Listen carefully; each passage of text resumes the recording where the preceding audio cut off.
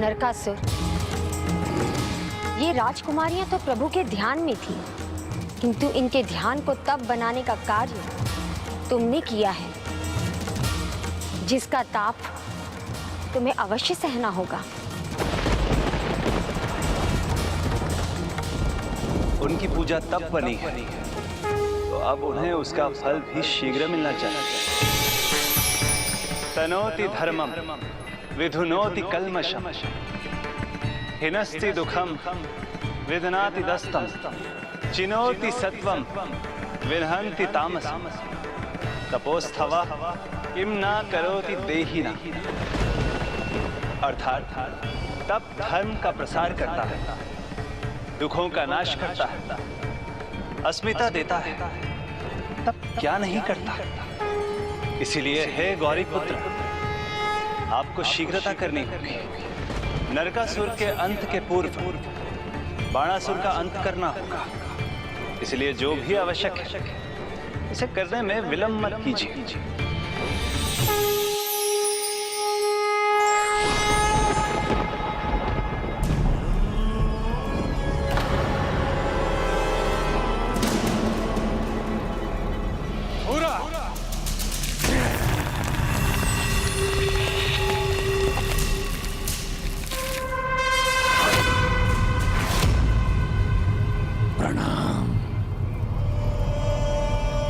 इस अग्नि के ताप में इन सभी की सारी भक्ति भी पिघल जाएगी। फिर ये मुझसे विवाह करने के लिए तैयार हो जाएंगे। जाओ, जाकर कह दो मेरे मित्र बाणासुर से कि उसके मित्र का विवाह होने वाला है।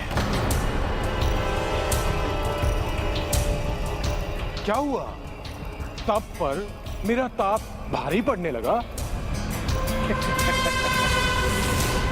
सोच लो, ध्यान से सोच लो, क्या करना चाहती हो? मेरी अग्नि में जलकर भस्म होना चाहती हो या फिर मेरी रानी बनकर सुख ऐश्वर्य पाना चाहती हो? मेरी मानो, विवाह का जोड़ा पहनो और आ जाओ राजसभा में।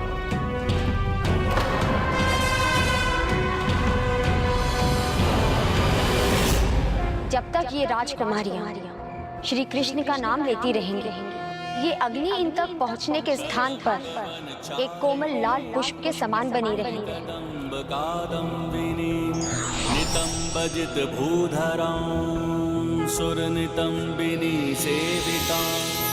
अब क्या होगा प्रभु? वही होगा मूषक जी जो नियति में लिखा है। हमें तो बस उसमें अपना भाग निभाना है। प्रभु ये क्या कह रहे हैं? किस बात को निभाने की बात कर रहे हैं?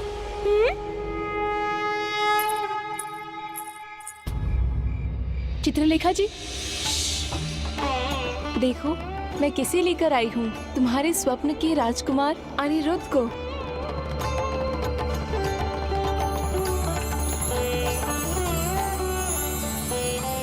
कहाँ है वो? यहाँ।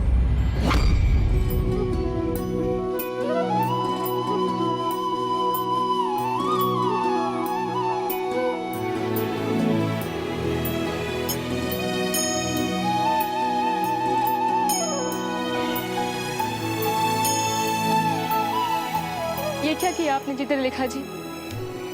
उन्हें चित्र क्यों बना दिया? क्या अब मैं चित्र के सहारे अपना जीवन बिताऊंगी? शांत हो जाओ, चिंता मत करो, ये तो बस मेरी माया का प्रभाव है।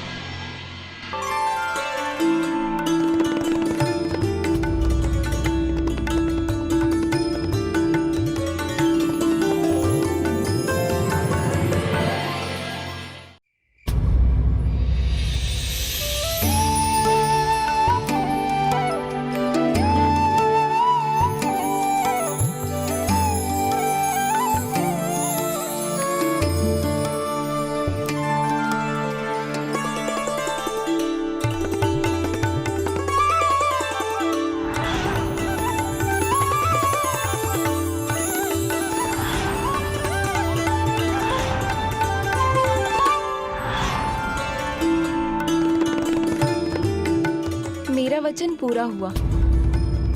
आप दोनों आमने सामने आ गए, अब मुझे प्रस्थान करना चाहिए। ये भेंट तो स्वयं नियति ने रची थी, तभी तो प्रभु श्री कृष्ण के होते हुए भी मैं इसमें सफल हुई। अपने स्वप्न में आपको मेरा जीवन बचाते हुए देखने के बाद मुझे ऐसे लगता है जैसे हमारा कोई गहरा संबंध है। इसलिए मैंने चित्रलेखा जी को मेरी सहायता करने के लिए कहा। ऐसा ही एक स्वप्न मैंने भी देखा, किंतु वो स्वप्न नहीं, सच लगा था। हाँ, कैसी वो घटना किसी और संसार में घट रही थी, जहां बस मैं और आप थे। उस सुनहरे स्वप्न के बाद तो केवल मिलने की ही प्रतीक्षा थी। मिलन के प्रयासों के लिए अनेकों बार धन्यवाद। और जो चित्रलेखा ने कहा वो भी एकदम सत्य है। हमारा मिलन तो होना ही था, इसीलिए तो आज हम यहाँ दोनों एक साथ हैं।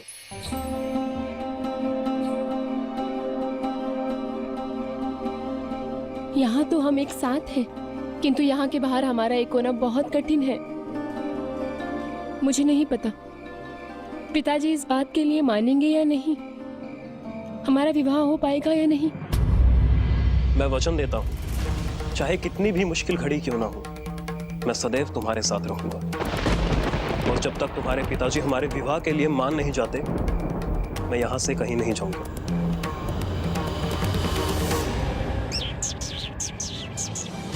कहीं अनिरुद्ध जी से कोई भूल ना हो जाए, बाणासुर को पता चल गया तो? अब इन सभी चिंताओं से आगे जाने का समय है मूषक जी। तो प्रभु हमें क्या करना है, ये तो बताइए। कुछ तो कहिए प्रभु, हमें क्या करना है? वही मूषक जी जिसका आपको भय है। बाणासुर को अनिरुद्ध के बारे में बताना है।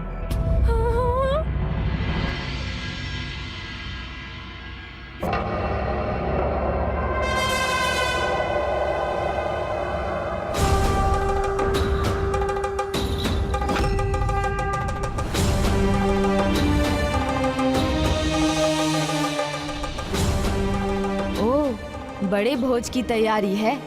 कोई विशेष मेहमान आने वाला है क्या? कैसी बातें कर रहे हैं गणेश जी, ये तो मेरे प्रतिदिन का भोजन है। और हाँ, महादेव के अलावा उनके गण भी मेरे अतिथि हैं। आप चाहे तो आप भी मेरे साथ भोजन करने के लिए आमंत्रित हैं। अच्छा, और कोई अतिथि नहीं है यहाँ? लेकिन मुझे ऐसा क्यों लग रहा है जैसे कोई और भी है तुम्हारे शोणितपुर में, जिसकी तुम्हें ही नहीं तुम्हारी सेना को भी कोई जानकारी नहीं है। प्रभु ये क्या कर रहे हैं? ये असुर हाथ भी नहीं धोएगा और अनिरुद्ध जी के पीछे पड़ जाएगा।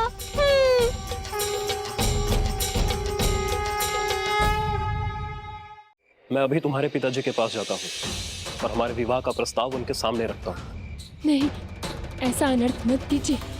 आप मेरे पिता के स्वभाव से परिचित नहीं। गुस्सा तो उनकी नाक पर रहता है। यदि उन्हें पता चला कि हम पहले ही मिल चुके हैं तो वो बिना सोच विचार किए आप पर प्रहार कर देंगे। उन्हें तो भनक भी नहीं लगनी चाहिए। किसका आभास हुआ आपको गणेश जी? क्यों लगा आपको ऐसा कि शोणितपुर में कोई है? मूषक जी आप ही बता दीजिए ना। मैं क्या बताऊं प्रभु? जो अभी यहाँ आते हुए मार्ग में आपने सुना था। प्रभु मुझसे क्या शत्रुता है आपकी? ये 1000 भुजाओं वाला दुष्ट यदि रुष्ट हुआ तो मुझे मसल कर रख देगा। भैया मूषक जी, क्या सुना था आपने? किसी पुरुष का स्वर था। पुरुष? कहाँ? राजकुमारी उषा के कक्ष में। असंभव!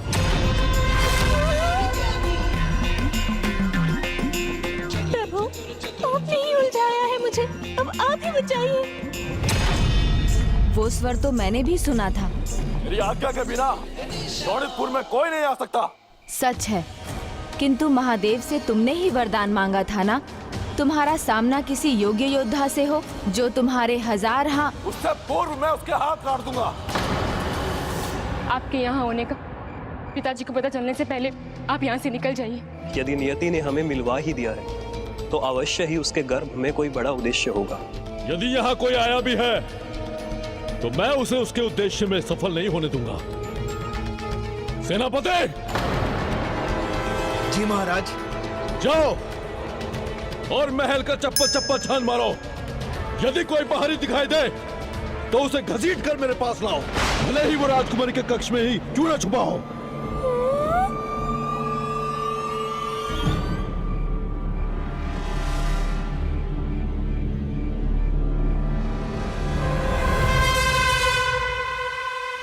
ये क्या कर रहे हो?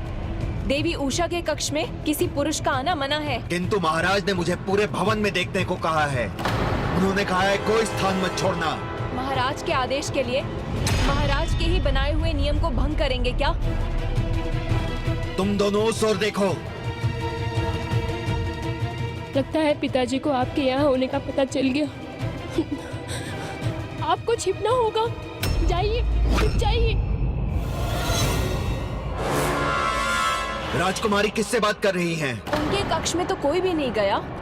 कुछ नहीं होगा उषा, कभी ना कभी तो तुम्हारे पिताजी को पता चलना ही था, तो आज ही क्यों नहीं।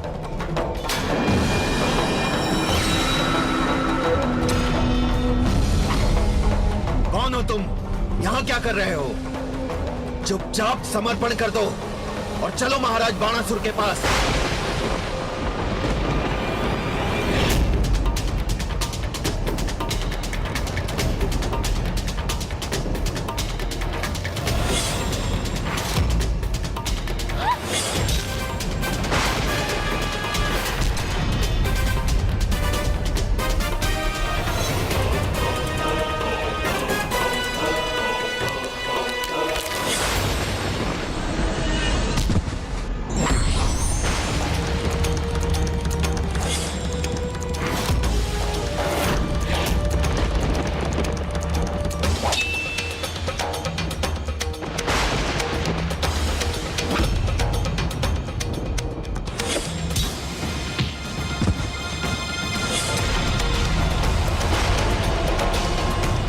मैं शत्रु नहीं हूं, इसीलिए मुझे समर्पण के लिए मत कहिए। और अपने महाराज को यह संदेश दे दीजिए कि हम उनसे मिलना चाहते हैं, बंदी बनकर नहीं, बल्कि उनका अतिथि बनकर। महाराज, महाराज, राजकुमारी के कक्ष में एक योद्धा है। क्या कह रहे हो मूर्ख? स्पष्ट कहो। राजकुमारी के कक्ष में एक योद्धा है, उसने मुझे भी परास्त कर दिया। वो आपसे मिलना चाहता है, परंतु बंदी के रूप में नहीं, अतिथि के रूप में।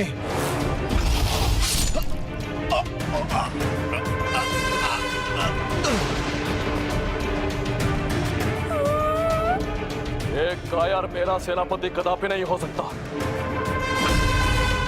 मैं स्वयं जाऊंगा और देखूंगा मेरी पुत्री के कक्ष में कौन है। संभव है वो कोई ऐसा हो जिसके साथ उषा का भविष्य जुड़ा हो। नहीं, उषा मेरी पुत्री है। उसका विवाह उसी से होगा जिसे मैं उसकी योग्य समझूंगा, किसी घुसपैठिए से नहीं।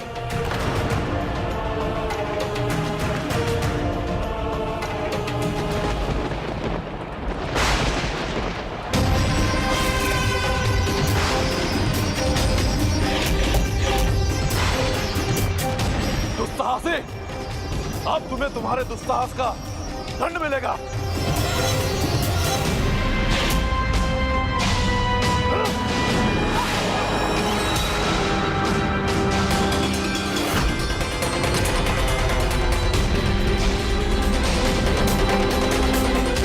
दुष्ट, अब नहीं बचोगे तुम।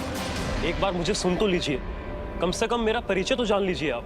तुम्हारा एक ही परिचय है, घुसपैठिए हो तुम, इसे दंड मिलना ही चाहिए। रुकिए पिताजी,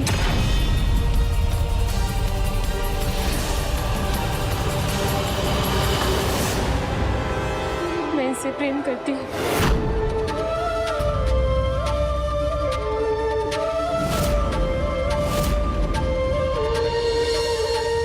इनसे विवाह करना चाहती हूँ। तुम केवल उससे प्रेम करोगे जिसे मैं तुम्हारे लिए चुनूंगा। कोई बिन बुलाए यहाँ आए और मेरी पुत्री को प्रभावित करे, ये मैं कदापि नहीं सहूंगा।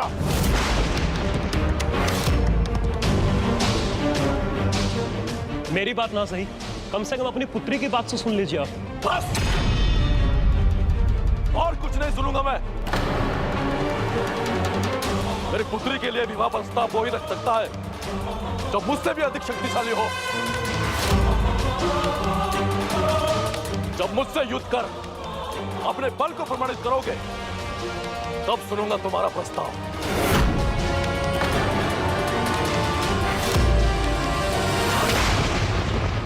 यदि आपकी यही इच्छा है तो मैं तैयार हूं।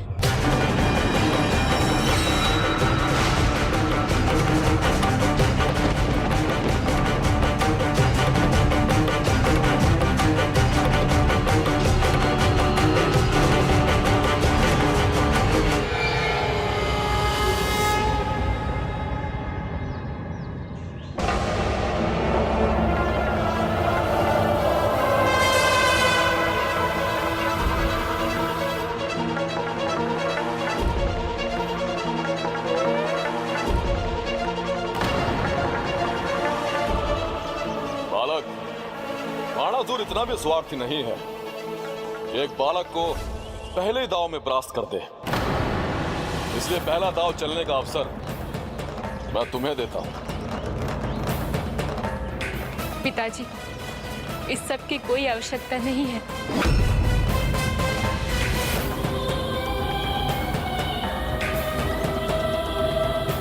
क्या हुआ, भयभीत हो गए?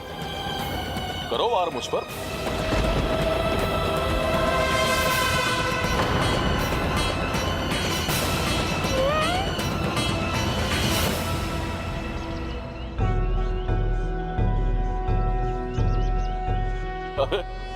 युद्ध छोड़ पूजा में लग गए। जब सामने प्रथम पूज्य हो तो भय कैसा? उनका नमन किए बिना रण में कैसे उतर जाऊंगा?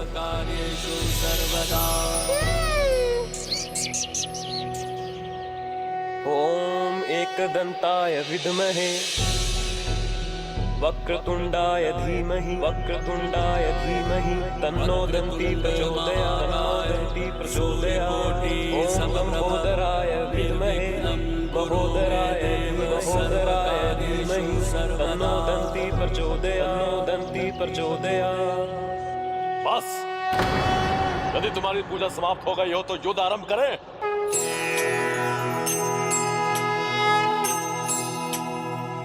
पूजा में बाधा डालकर बाणासुर ने अपनी पराजय तय कर ली है।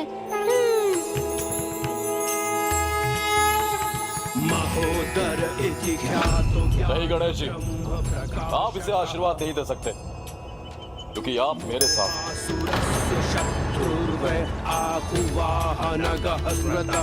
हाँ, मैं तुम्हारे साथ ही हूँ, पर तुमने ही तो कहा था कि ये तुम्हारे सामने एक बालक है। तुम्हें क्या लगता है मेरे आशीर्वाद के बाद ये तुम्हारा सामना कर सकेगा? कहीं तुम्हें इस बात का भय तो नहीं कि ये तुम्हारे 1000 हाथ काट देगा?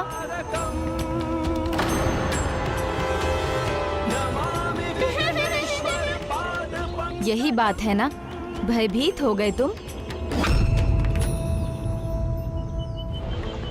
भय स्वयं बाणासुर से भयभीत होता है, बाणासुर को किसी का भय नहीं।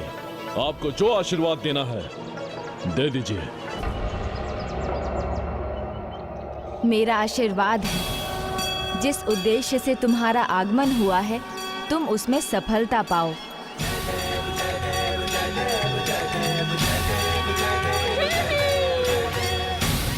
बस हो गया, अब करें युद्ध।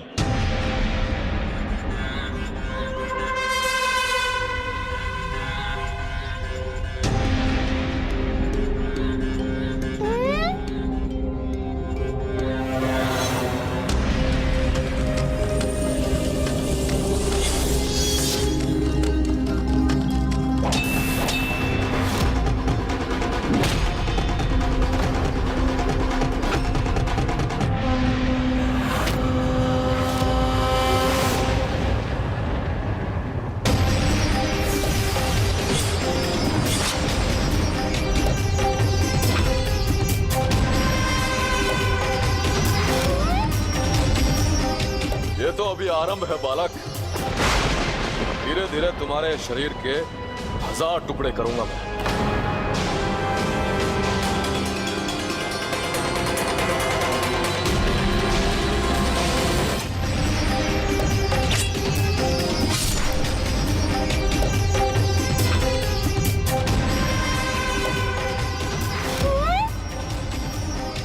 ये तो अभी आरंभ है बालक। धीरे धीरे तुम्हारे शरीर के 1000 टुकड़े करूंगा मैं।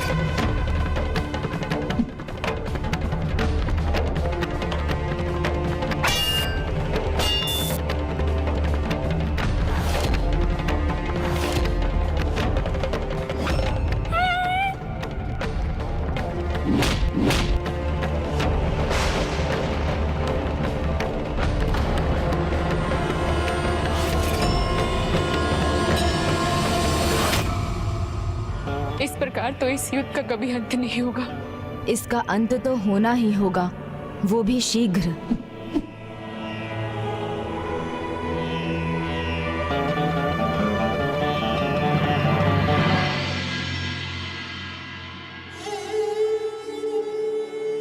मैं आपसे आपको और आपके समस्त गणों को मांगता हूं, गणेश जी भी मेरे नगर में विराजमान होंगे।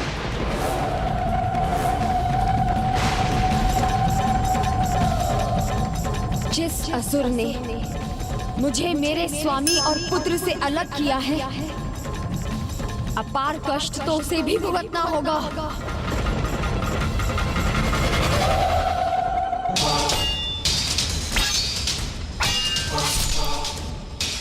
स्वामी,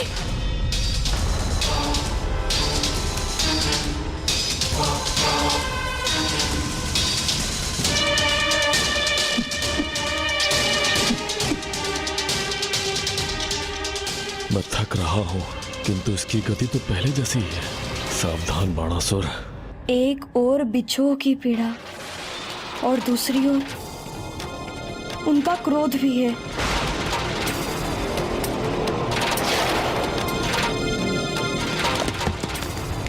जब स्वयं प्रकृति की देवी अशांत हो तो उसका प्रभाव सृष्टि पर स्वाभाविक है। माँ की क्रोध को कोई शांत कर सकता है तो वो बस प्रभु श्री गणेश जी ही हैं। माँ की क्रोध को कोई शांत कर सकता है तो वो बस प्रभु श्री गणेश जी ही हैं। माँ की क्रोधाग्नि तब तक शांत नहीं होगी जब तक माँ अपने काली स्वरूप को उजागर कर अपने क्रोध को ज्वालामुखी के लावे के समान बाहर ना निकाल दें। बस बहुत हुआ, इसकी गति को मुझे अभी रोकना ही होगा।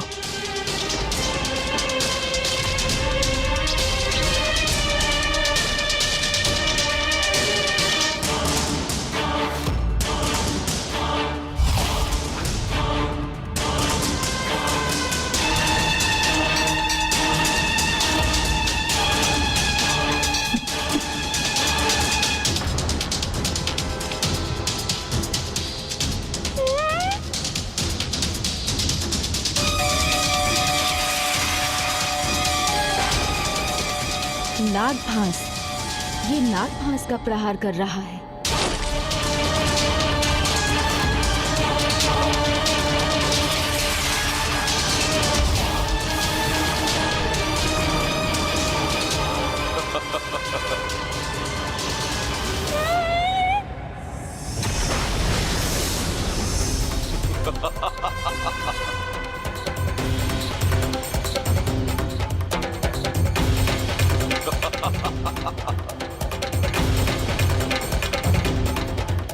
हे विघ्नहर्ता श्री गणेश, आपका आशीर्वाद व्यर्थ कैसे हो सकता है?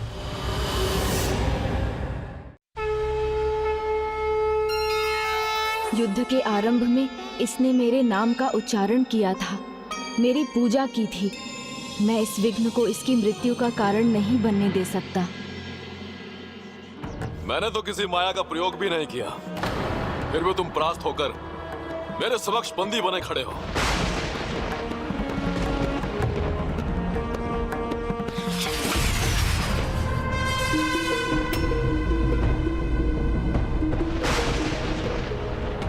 किंतु शत्रु को बंदी बनाने में नहीं, उसका अंत करने में विश्वास है मुझे। किंतु बाणासुर तुम ऐसा नहीं। गणेश जी, अतिथि हैं आप हमारे, और अतिथि अपनी मर्यादा भूल जाए तो आतिथ्य करने वाले से भी भूल हो सकती है। माँ के क्रोध का बाहर आना अब अनिवार्य है।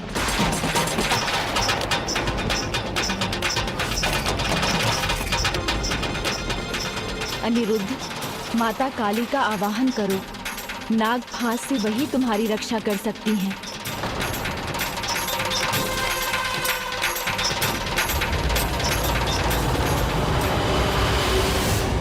धर्म के तारक, अधर्म विनाशक, दुष्ट संहारक, तुम मंगल कारक। दुष्ट संहारक, तुम मंगल कारक। तुम उमा, तुम कमला, कला निपुण। तुम उमा, तुम कमला, कला निपुण। दुष्ट संहारक, तुम मंगल कारक। तुम उमा, तुम कमला, कला निपुण। चरण सुसज्जित चंद्रमणि का चूड़। शांत करो क्रोध मां महाकाली। करते विनय तुमसे हे कुलपाली।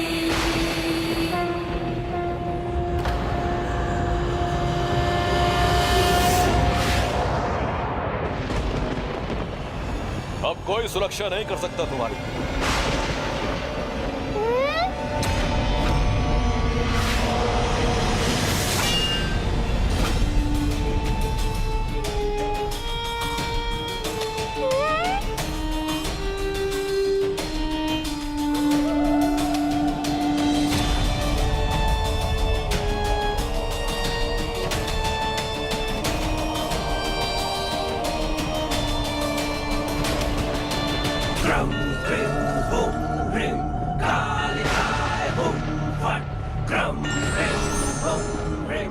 प्रणाम माँ।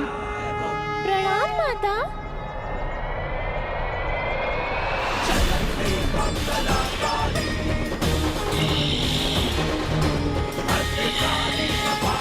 धन्यवाद, अनेकों धन्यवाद माता।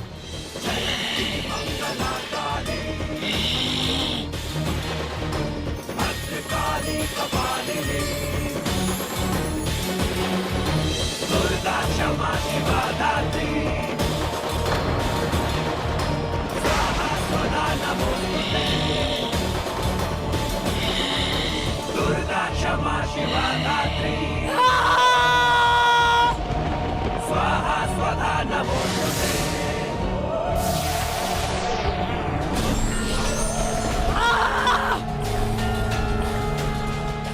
मेरे नागफांस को काट दिया देवी ने।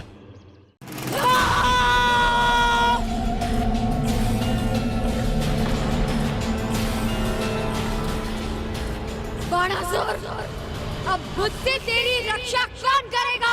मुझसे तेरी रक्षा कौन करेगा? नहीं नहीं, मेरा अहित नहीं हो सकता।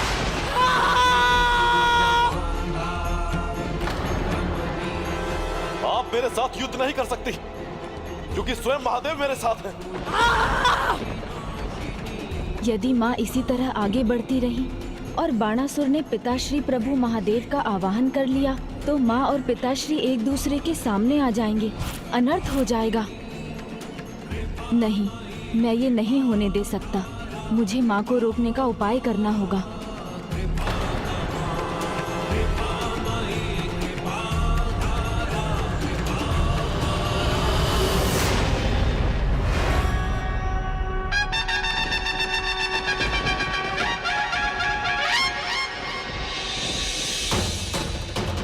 माँ, मुझे बहुत तीव्र भूख लगी है।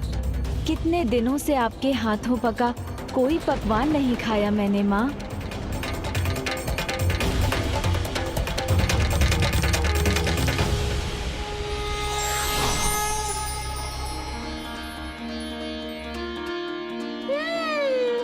पार्वती के मन में माँ की गोद में आए विघन हरता, अद्भुत बालक परमा प्रेम। पुत्र, मैं स्वयं तुम्हें अपने हाथों से भोजन करवाना चाहती हूँ, किंतु यहाँ आने से पूर्व मुझे सूझा ही नहीं कि तुम्हारे लिए कुछ ले आऊं। माता, आप तो सारे जगत का ध्यान रखती हैं। गणेश जी के इस भक्त की ओर से ये भेंट स्वीकार करें माता।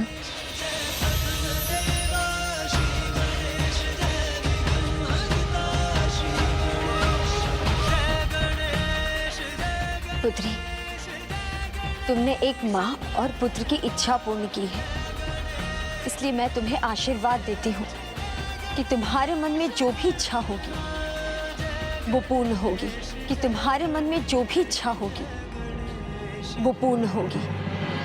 माता, मुझे तो जो चाहिए था वो गणेश जी के आशीर्वाद से मिल ही गया। अब तो मैं तो बस इतना चाहती हूँ माँ कि पिताजी हमारे विवाह के लिए मान जाए। लो पुत्र, खाओ।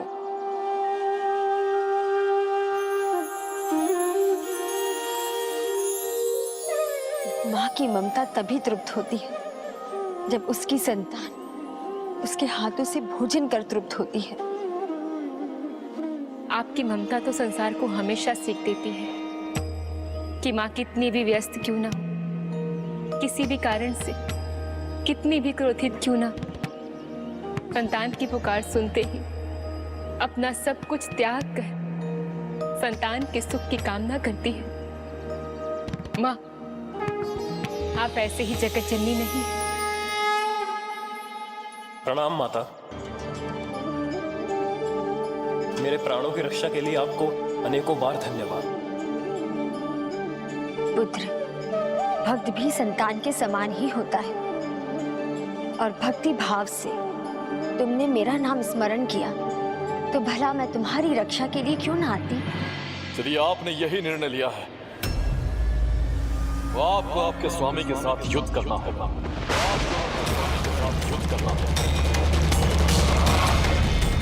शिव और शक्ति का तो युद्ध नहीं चाहते होंगे आप, इसलिए उचित होगा कि आप यहां से चले जाएं।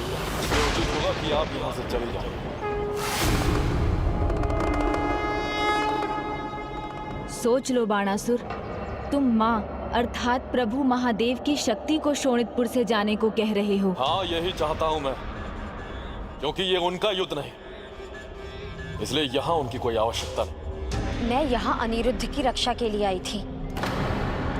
किंतु माँ, अब इस युद्ध का कोई कारण ही नहीं, तो अनिरुद्ध को सुरक्षा की कोई आवश्यकता ही कहाँ है।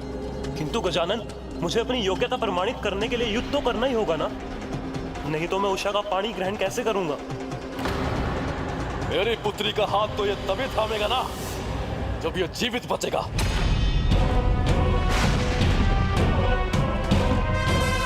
बाणासुर, अनिरुद्ध ऐसा योद्धा नहीं जो तुम्हारा सामना कर सके।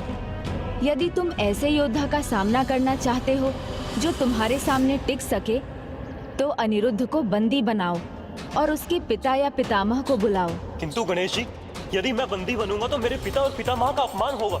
वचन की मर्यादा का पालन करने के लिए बंदी भी बनना पड़े तो कोई अपमान नहीं। बुद्धि के देवता यदि कुछ सुझाव दे रहे हैं तो अवश्य ही उसके पीछे कोई बड़ा कारण होगा। मुझे स्वीकार है, मुझे स्वीकार है।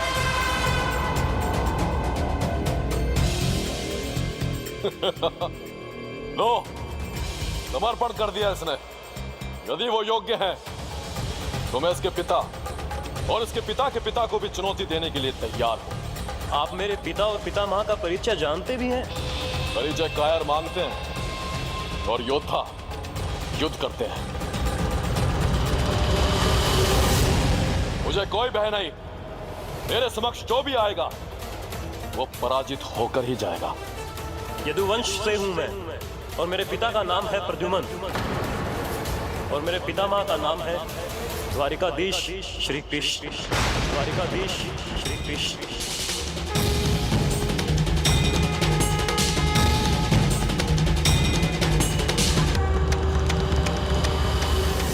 तो क्या हुआ? बाणासुर के सहस्त्र हाथ हैं। ऐसे महान योद्धा को श्री कृष्ण का कोई भय नहीं। सत्य कहा गणेश जी ने, बाणासुर को किसी का भय नहीं। मैं बाणासुर द्वारकाधीश श्री कृष्ण को भी युद्ध की चुनौती देता। श्री कृष्ण को भी युद्ध की चुनौती देता। नारायण नारायण।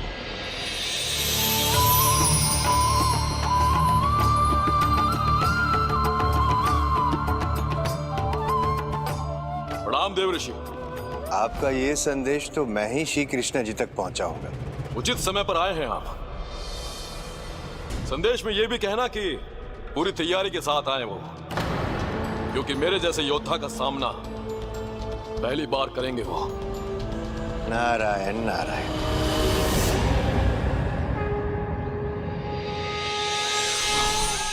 नारायण नारायण। प्रणाम प्रभु, प्रणाम माते। क्षमा कीजिएगा, बिना सूचना दिए ही मैं यहाँ पे आ गया, किंतु ये एक संदेश देना अति आवश्यक है।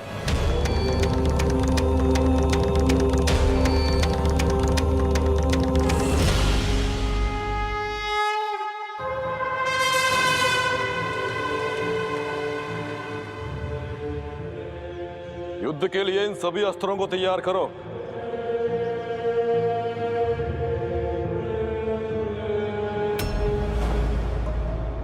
यह स्थान योद्धाओं का है, स्त्रियों का नहीं। हम भावी युद्ध की तैयारी कर रहे हैं।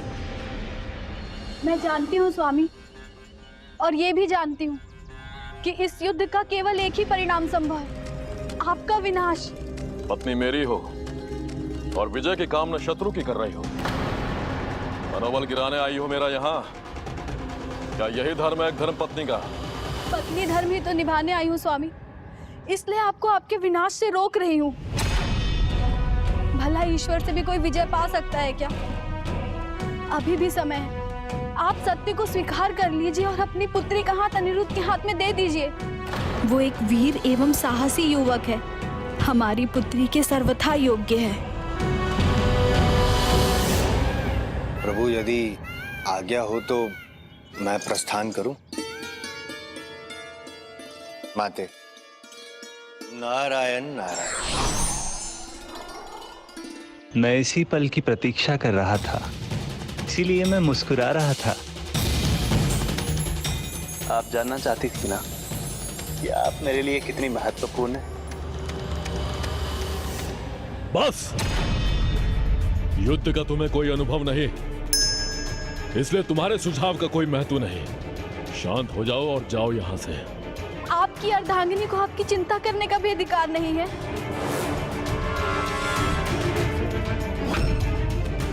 मुझे कार बनाना चाह रही हो तो मैं भी बता दूं, अर्धांगिनी नहीं हो तुम मेरी। अभी तू वो अर्धांग हो जो मेरे लिए व्यर्थ है।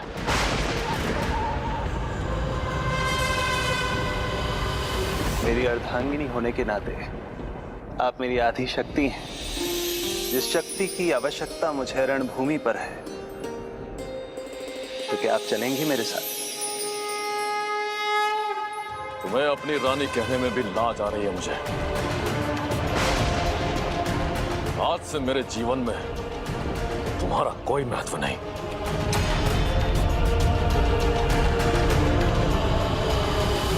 आज तक मैं किसी भी युद्ध में अपनी किसी भी रानी के साथ नहीं गया, किंतु आप मेरे साथ चल रही हैं। आशा है इससे आप समझ सकेंगे कि आप मेरे लिए कितनी महत्वपूर्ण हैं।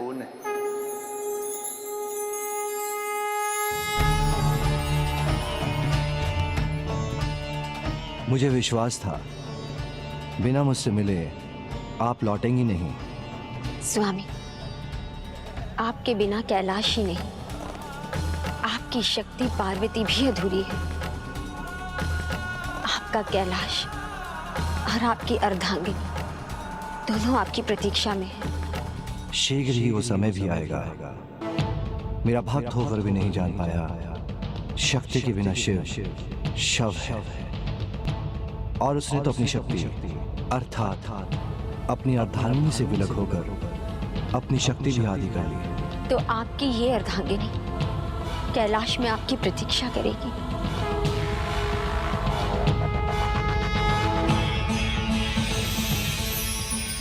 उचित समय आने पर बाणासुर को अवश्य समझ आएगा कि उससे कितनी बड़ी भूल हुई है। आइए देवी सत्यभामा।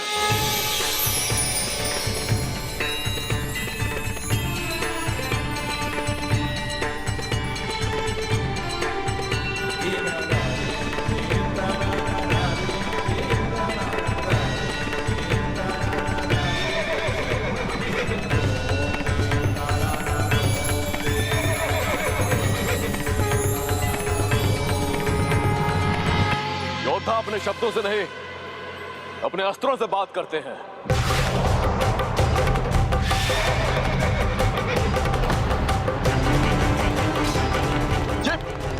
ये कैसा भूकंपन है?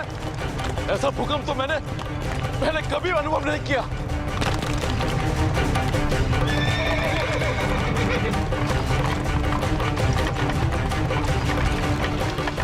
क्या कारण हो सकता है इसका?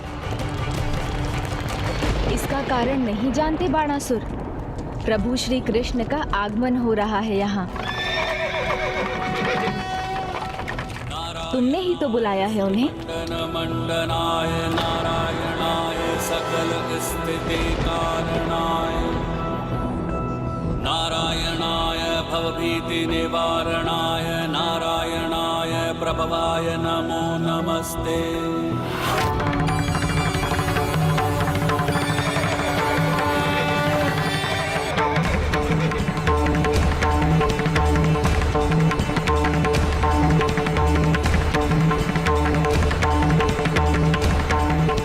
किंतु मुझे भयभीत होने की क्या आवश्यकता है? महादेव है मेरे पास, जिनके एक ही इशारे पर प्रलय हो जाती है।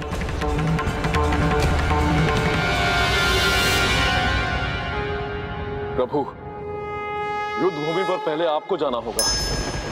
किंतु बाणासुर, युद्ध तो तुम करना चाहते थे अपने से अधिक शक्तिशाली योद्धा से। हाँ, वही कर रहा हूं प्रभु। अभी आपका बल भी मेरा ही बल है ना, इसलिए मैं चाहता हूं कि आप मेरी ओर से आगे जाएं। इसलिए मैं चाहता हूं कि आप मेरी ओर से आगे जाएं।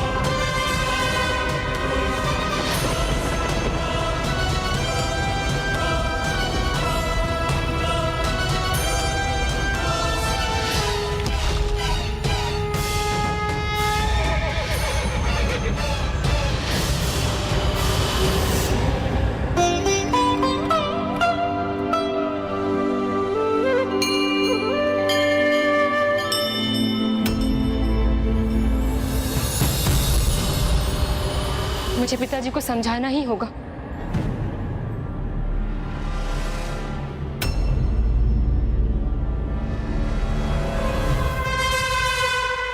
क्या समझाना चाहती हो मुझे पुत्री? पिताजी, देखिए कितनी विशाल सेना है, और देखिए कौन नेतृत्व कर रहे हैं इस सेना का। स्वयं लीलाधारी नारायण के अवतार भगवान श्री कृष्ण, और तो और वो अपनी पत्नी देवी सत्यभामा के साथ यहाँ आए। और इतना ही नहीं, उनके दाईं ओर शेषनाग के अवतार हलधर महाबली बलराम जी हैं, और उनके बाईं ओर उनके पुत्र प्रद्युम्न जी। पिताजी, क्या आप इन सभी के साथ युद्ध करना चाहते? बस, तुमने उनकी सेना तो देख ली, अब मेरी सेना भी देख लो।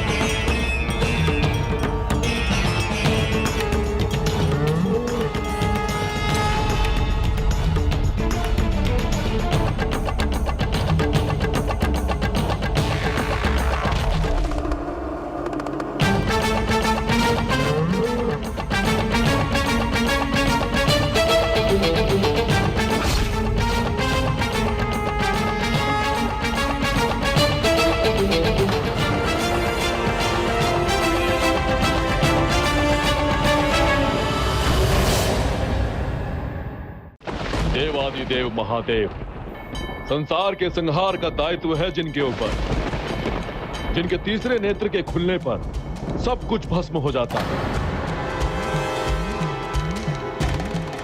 इनके दाएं ओर है महादेव का भार अपने ऊपर उठाने वाले, अपार बल के स्वामी, ज्ञान और बुद्धि के प्रतीक, महादेव के सर्वप्रिय भक्त नंदी।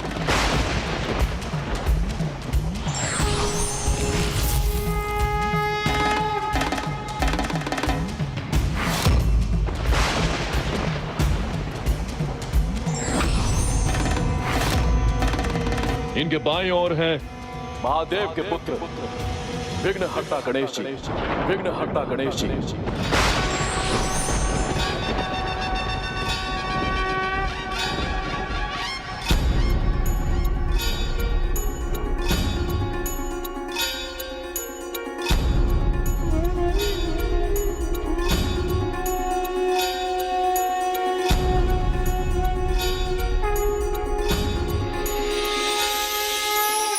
और इनके पीछे है शिवगणों की सेना।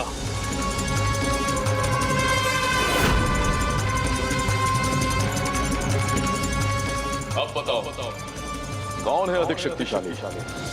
शक्ति का वास तो वहाँ होता है पिताजी, जहाँ धर्म का पालन होता है। यदि ऐसा है तो आज मैं इसे भी गलत साबित करूंगा। धर्म से खेलूंगा, भगवान को भगवान से लड़वाऊंगा और एक दूसरे का अंत उन्हीं से करवाऊंगा।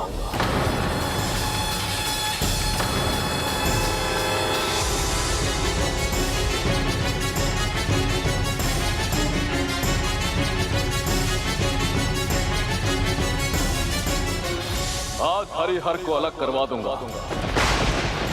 एक दूसरे के भक्त भी तो है ना ये, फिर भी आमने सामने होंगे, बड़ा आनंद आएगा।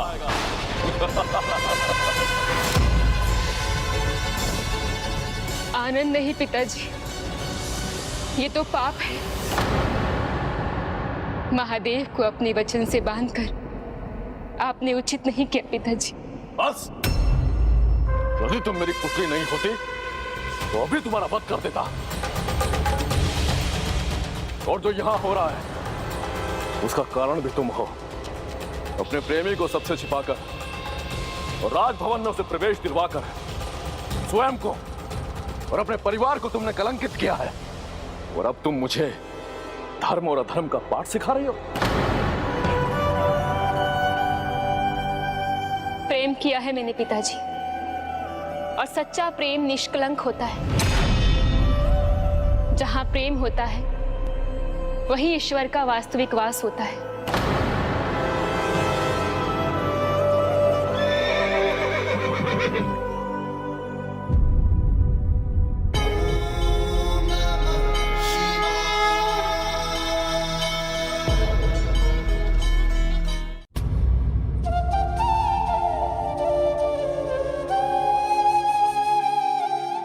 ये है सच्चा प्रभु प्रेम और भक्ति।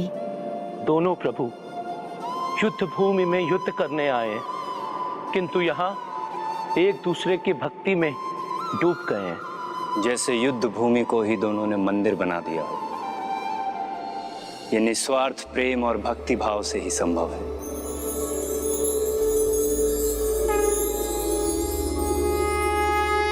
जिसके मस्तिष्क से लेकर हृदय तक सिर्फ स्वार्थ भरा हो, जो अपने स्वार्थ सिद्धि के लिए ईश्वर को पूछता हो, वो भला क्या समझेगा?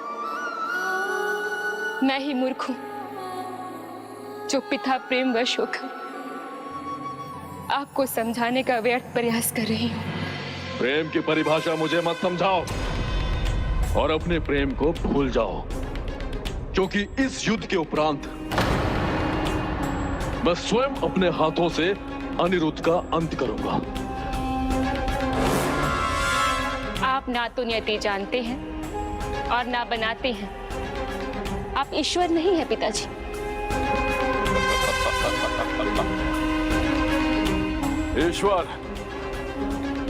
ईश्वर तो ये है, इन्हें आज मेरे लिए युद्ध करना होगा। पिताजी, प्रभु महादेव और प्रभु कृष्ण के संबंध को समझने का प्रयास कीजिए पिताजी। युद्ध भूमि में ना कोई किसी का मित्र होता है, ना ही परिवार। वहां तो केवल एक योद्धा होता है जो अपने विरोधी के विरुद्ध युद्ध कर युद्ध धर्म का पालन करता है। आज इन्हें भी युद्ध धर्म का पालन करना होगा।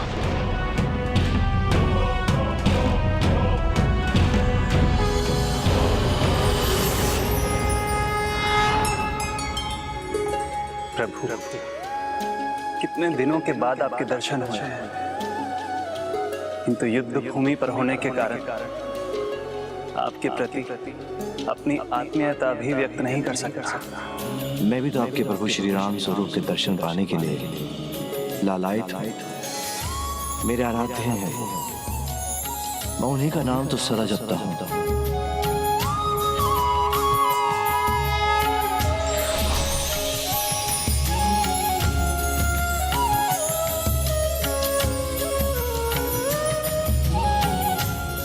प्रणाम प्रभु।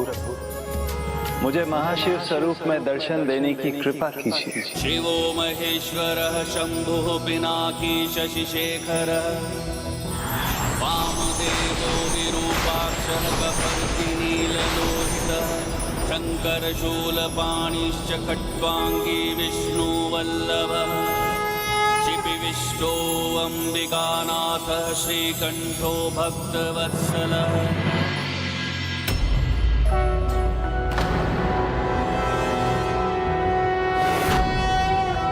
नारायणाय सुरमंडन मंडनाय नारायणाय सकल स्थिति कारणाय नारायणाय भवभीति निवारणाय नारायणाय। ये कैसी माया है? माया नहीं है पिताजी, ये सत्य है। आपने भगवान शिव को शिव के ही विरुद्ध और श्री कृष्ण को कृष्ण के ही विरुद्ध लाकर खड़ा कर दिया। कोई किसी के भी विरुद्ध हो, मुझे फर्क नहीं पड़ता। मुझे तो केवल ये युद्ध जीतकर अनिरुद्ध का अंत करना है।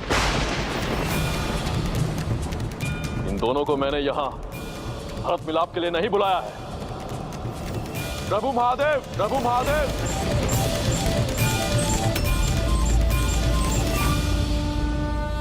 खड़े मत रहिए।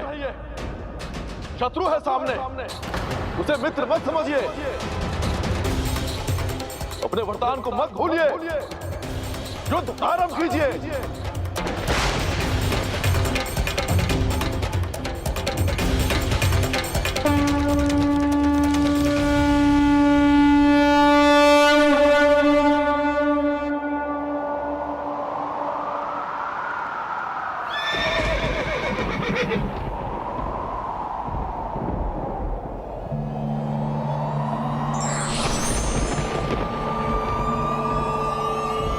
युद्ध की तैयारी करो।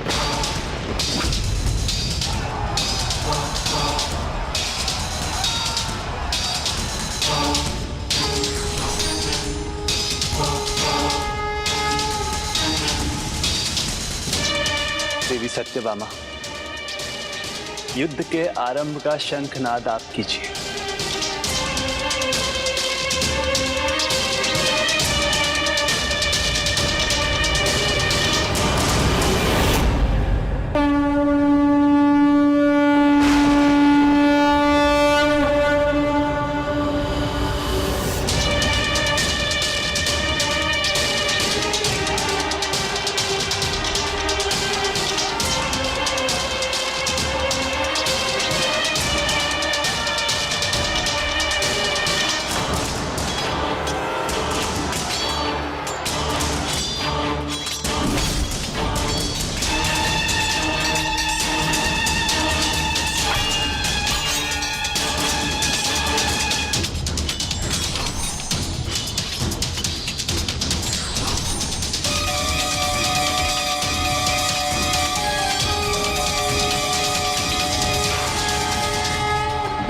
विशाल शस्त्र।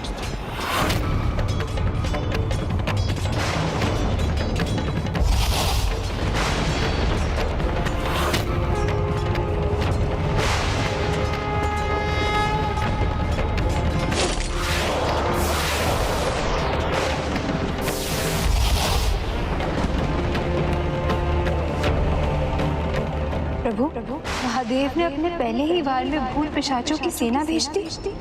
प्रभु के भूत पिशाच धर्म का उल्लंघन नहीं करेंगे।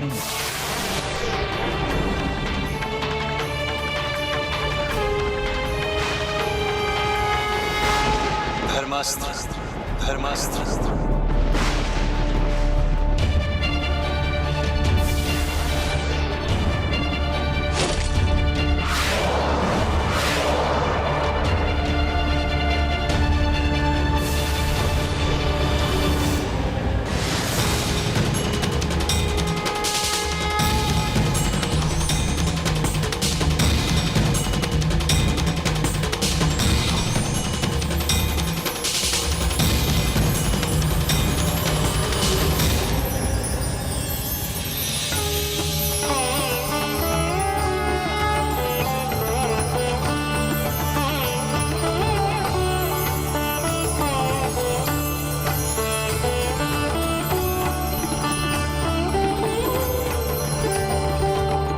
परिहास नहीं, युद्ध है ये। हमें व्यर्थ किए बिना शिव ज्वर अस्त्र का आह्वान कीजिए जो असहनीय ताप उत्पन्न करेगा।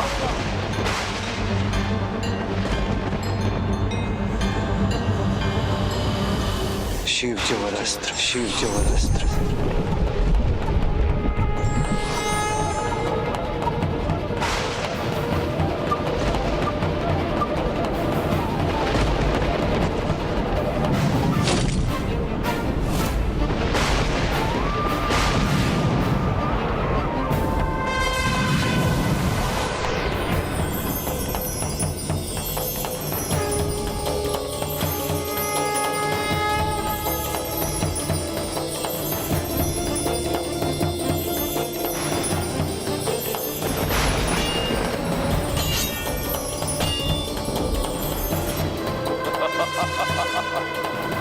अब आया ना युद्ध का आनंद।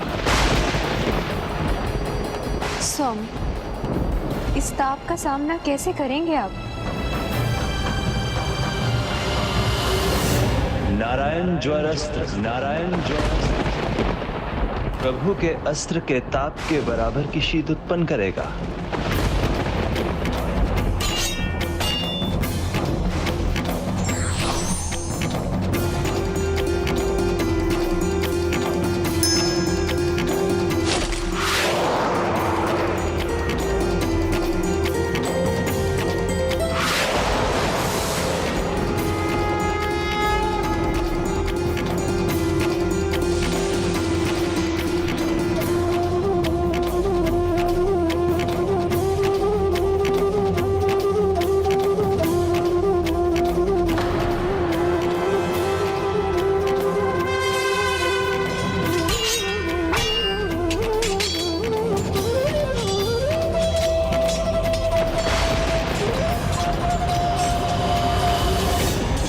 दोनों ही ईश्वर अपनी सेनाओं को आहत होने से बचाना चाहते हैं, इसलिए अब जो युद्ध होगा वो बिना अस्त्रों के होगा।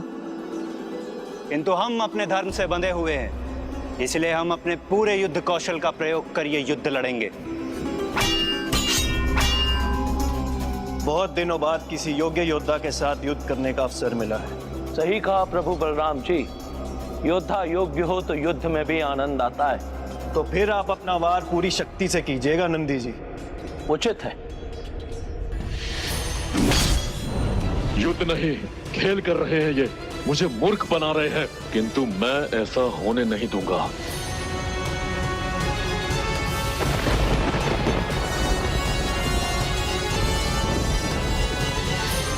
महादेव, आप श्री कृष्ण पर कठोर प्रहार कीजिए, अपने घातक शिवास्त्र का प्रयोग कीजिए।